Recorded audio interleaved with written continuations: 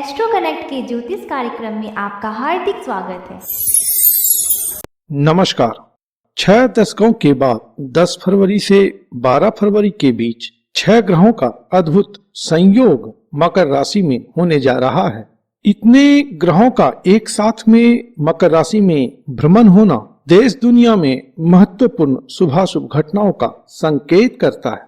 मकर राशि में फिलहाल 5 ग्रह शनि, बृहस्पति, शुक्र, बुध और सूर्य संचार कर रहे हैं और 10 फरवरी को चंद्रमा भी मकर राशि में प्रवेश कर जाएंगे, जिससे मकर राशि में 6 ग्रहों की स्थिति हो जाएगी, जिसे कि हम षड्ग्रही योग भी कह सकते हैं। वर्तमान में मंगल मेष राशि में ऑलरेडी संचरित हैं और मंगल से 10वें स्थान पर इन 6 ग्रहों का संचार हो रहा है। राहु की स्थिति वृषभ राशि में है और वृषभ राशि से 9वें भाव में यह षड्ग्रही योग बन रहा है। तो इन सभी बातों का कुछ महत्व अवश्य है और इस कारण से यह ग्रह योग शुभाशुभ घटनाओं से परिपूर्ण स्थिति प्रदान करने वाला है। मकर राशि के बारे में 1-2 बातें जान लें तो आगे की बातें करनी अधिक आसान हो जाएगी। एक तो है कि मकर राशि के स्वामी ग्रह शनि हैं और दूसरी बात यह है कि मकर राशि मंगल की उच्च राशि है। मंगल और शनि मानो जवान और किसान हैं। मंगल भूमि पुत्र कहे गए हैं। इसके अलावा मंगल जो है वह जवान, सेना और सेनापति के द्योतक ग्रह भी हैं, जबकि शनि जो है वह गरीब गुरुआ और किसान को रिप्रेजेंट करने वाले ग्रह हैं। तो शनि और मंगल के माध्यम से मकर एक ऐसी राशि है जो एक साथ जवान और किसान से संबंधित राशि बन जाती है। संसार के लिए मकर राशि उसी प्रकार का है जैसा कि शरीर के लिए घुटना है। घुटने पर सारे शरीर का भार होता है। सारे शरीर का उठना बैठना घुटने पर आधारित होता है। इसी प्रकार से सांसारिक कारोबार का भार या सांसारिक कारोबार का उठना बैठना मकर राशि पर कमोबेश आश्रित है, अर्थात मकर राशि से जुड़ी हुई बात है। मकर राशि एक प्रगतिशील राशि है। इसमें अतिरेक ऊर्जा है। मगरमच्छ की तरह ताकत वाली यह एक हिंसक राशि भी है। यह राशि मेहनत, लगन और सफलता के उच्च शिखर की राशि भी है। तो ऐसी पावरफुल राशि मकर राशि में 6 ग्रहों का संचार होने वाला है, जिससे निस्संदेह यह राशि बहुत ही सक्रिय अवस्था में रहने वाली है और इसके फलस्वरूप जगत में सक्रियता अवश्य में बढ़ेगी। कामकाज, कारोबार की बातों में गति आएगी, विकास में भी गति तेज होगी। वहीं दूसरी तरफ जन आक्रोश बढ़ेगा, किसान और जवान की अधिक चर्चा होगी। हिंसा या हिंसक वारदात, लड़ाई झगड़ा, सैनिक कार्यवाही, प्राकृतिक आपदा और कुछ अप्रिय घटनाएं भी देश दुनिया में घटित होंगी। चूंकि गुरु और शनि अस्त अवस्था से 9 फरवरी और 14 फरवरी को बाहर आ रहे हैं, इसलिए जन सामान्य की हालत में सुधार आएगा और आर्थिक गतिविधियों में भी वृद्धि होगी। देखिए, यह जो संसार है वह सतत संतुलन की अवस्था के आसपास से ही चलती है। बहुत लंबे समय तक असंतुलित अवस्था में यह रह नहीं सकता। कुदरत ऑटो करेक्शन के माध्यम से और संतुलित से जगत को संतुलन में लाता रहता है। इस संसार में चाहे कोई भी घटना घटित हो रही हो, सबों के लिए एक जैसा नहीं होता है। कुछ के लिए, कुछ बातों के लिए खराब हो सकता है, परंतु कुछ के लिए वह अच्छा भी होता है और कुछ के लिए सामान्य रहता है। तो इन 6 ग्रहों के संयोग से जो शुभाशुभ घटनाएं घट सकती हैं या जिस प्रकार के संकेत हैं, वह कहीं न कहीं कुदरती स्वतः सुधार के निमित्त हैं। इसलिए एक झटके में यह कहना कि इन 6 ग्रहों का प्रभाव बड़ा ही नकारात्मक होगा, यह उचित बात नहीं होगी। आपने देखा भी होगा कि कोरोना की घटना हुई, जिससे कि बहुत बड़ा वर्ग जो है कुप्रभावित हुआ, लेकिन कुछ वर्ग ऐसा भी रहा जो कि काफी लाभान्वित हुआ। बहुत बड़े बड़े मिलियनर, बिलियनर भी इस समय में बने। शेयर बाजार अपनी चरम ऊंचाई पर पहुंचा। सिर्फ यह भारत की बात नहीं, देश दुनिया में भी देखेंगे तो शेयर बाजार में एक गजब की तेजी आई।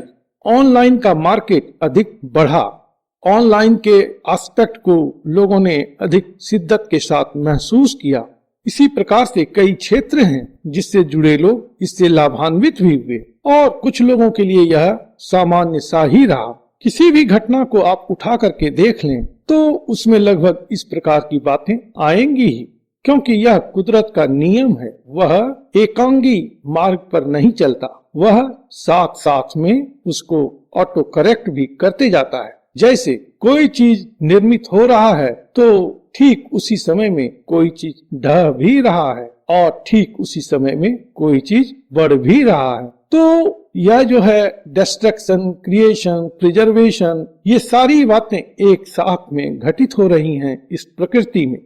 इस कारण से एकांगिक रूप में कभी कोई घटना अगर समष्टि के स्तर पर देखें तो वह ना तो नकारात्मक है ना ही सकारात्मक है। वह ऑटो करेक्शन के लिए है, वह स्वतः सुधार के लिए है। तो इस समय में भी जो षड्ग्रही योग बन रहा है, इससे जो शुभाशुभ घटना है वह इसी के निमित्त है। मैं यह कभी नहीं कहूंगा कि इससे बहुत बड़ी परेशानी उत्पन्न हो जाएगी, लोग फटेहाल हो जाएंगे, लोग परेशान हो जाएंगे। यह अवश्य है कि यह षड्ग्रही योग उतना अच्छा नहीं होता है, लेकिन यह कुछ राशि वालों के लिए अच्छा रहेगा, कुछ के लिए उतना अच्छा नहीं रहेगा और कुछ के लिए सामान्य सा ही रहेगा। तो देखते हैं कि वो कौन सी राशियां हैं जो अधिक लाभान्वित होंगी, विशेष रूप में उन्हें लाभ प्राप्त होगा। इस क्रम में अगर लाभ प्राप्त करने वाली राशि का तलाश किया जाए तो मेष राशि, सिंह राशि, वृश्चिक राशि और मीन राशि वालों को इस षड्ग्रही योग से विशेष लाभ होने की संभावना है। उनके कामकाज में अच्छी सुधार की संभावना रहेगी, रोजगार के अवसर मिलेंगे, रोजगार के अवसर बढ़ेंगे, धन और आय भी इस समय में अच्छी रहेगी और मान सम्मान के प्रति किया गया प्रयास सकारात्मक फल प्रदान करेगा, अर्थात मान सम्मान की वृद्धि इस समय में होगी। और इस समय में ये चारों राशि वाले कोई महत्वपूर्ण कार्य को अंजाम दे सकते हैं जिसका कि उनके जीवन पर एक गहरा और दूरगामी प्रभाव पड़ेगा। इसलिए आप इस समय का अच्छा लाभ उठाएं, अपने बुद्धि विवेक से अपने काम को करें और लाभान्वित हों। वहीं मिथुन राशि और मकर राशि वालों को थोड़ा सावधान रहने की आवश्यकता रहेगी, क्योंकि इस समय में चोट, दुर्घटना, धन नुकसान या व्यय की अधिकता रहने वाली है। स्वास्थ्य और मान सम्मान को लेकर के भी सजग रहने की आवश्यकता रहेगी।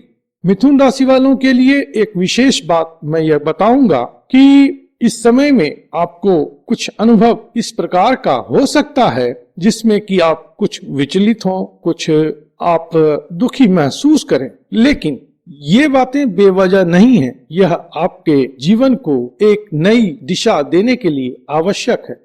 यह पुनरुत्थान का समय रहेगा, ट्रांसफॉर्मेशन का समय रहेगा। इस समय में आपकी जो सोच है, आपका जो विचार है, इन सबों में बदलाव आएगा और एक नए आउटलुक के साथ आप अपने जीवन में आगे बढ़ेंगे। तो यह समय आपके लिए महत्वपूर्ण अवश्य है। वहीं कुंभ राशि वालों को इस समय में यह समझना चाहिए कि यह जगत जो है वह लेन देन की प्रक्रिया पे आधारित है। तो इस समय में आपको गिव आउट करने का सोचना चाहिए, दान के प्रति उन्मुख होना चाहिए। आप इस समय में अपने कर्तव्य के निर्वहन के क्रम में जो लोगों के प्रति व्यय करेंगे, सहयोग करेंगे, वह आने वाले समय में आपको कई गुना होकर के मिलेगा। इसलिए दान और त्याग की भावना को इस समय में बढ़ाने की आवश्यकता रहेगी। इससे जीवन में आपको अच्छा लाभ अवश्य मिलेगा। इसके अलावा वृषभ राशि, कर्क राशि, कन्या राशि, तुला राशि और धनु राशि वालों के लिए स्थिति सामान्य या सामान्य से बेहतर ही रहने वाला है। तो कोई विशेष चिंता की बात नहीं है। प्रभु आप पर कृपा करें, आप स्वस्थ रहें, मस्त रहें और व्यस्त रहें। ओम नमो भगवते वासुदेवाय।